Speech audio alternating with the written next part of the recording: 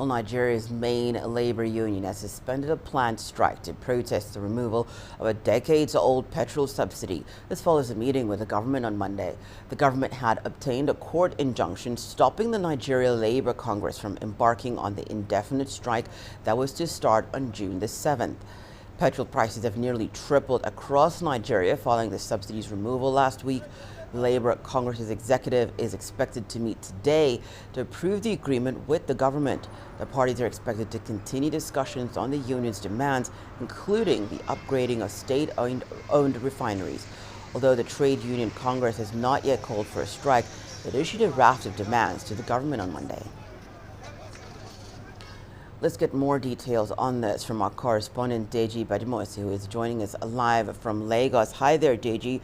Deji, what do we know about the agreement to call off the strike and what happens next?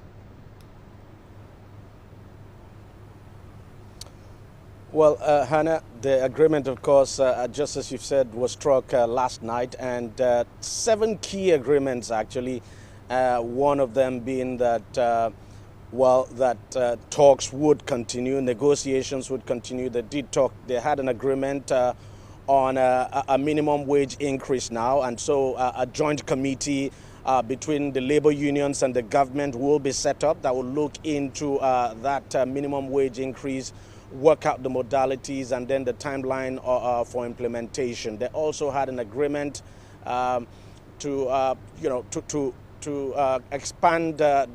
To expand the rail network in the country, expand it now to touch every region of the country, and to ensure that the road networks too are well maintained. They had an agreement, of course, also on the issue of the education sector. They had an agreement that they're going to look into, that committee now will look into the education sector and come up with a solution to some of the problems now bedeviling the sector. So altogether, 7 key agreements that the labor unions had with the government. But the most important, of course, is that committee that has been set up, the joint committee now. So that joint committee will take charge of every negotiation now going forward. And that's the reason why the unions decided to call off the strike. And let me also quickly add that they also agreed that they are going to meet on the 19th of June to continue talks. So the negotiations will definitely continue. But for now, the labor unions have called off the strike on the basis of these agreements now that they reached with the federal government. So, Deji, what we know is that this is not the first time that there has been an attempt to remove fuel subsidies, and it's been a huge issue in Nigeria for very many years. The fuel prices immediately shot up now after the removal of this subsidy. Tell us how things got here, Deji, and why this was a critical move for the new president to make.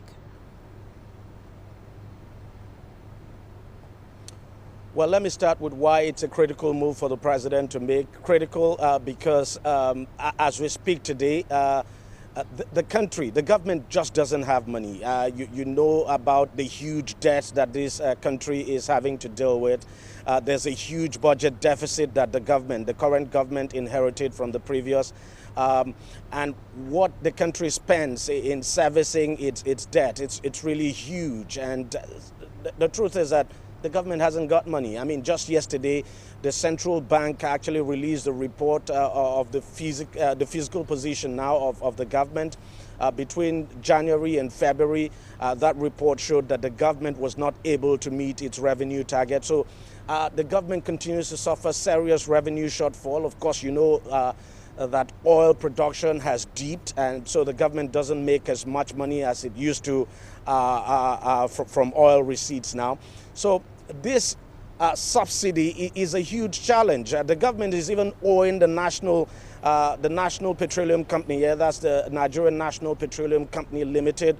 It's owing it so much now in subsidy payments that it did not make in the past. So what the government has said is that, look, it hasn't got the money to fund the subsidy. Now, subsidy is provided for in the budget till the end of June. But even at that, the government has not been able to pay for what was budgeted in the 2023 budget. That's the half-year budget now. The government is still owing for that. And it's just the reason why the president decided to make that move and announce the removal. In any case, the former government actually announced the removal. This government actually came on to implement it. So at the bottom of this is money. The government hasn't got money to continue to fund the subsidy regime.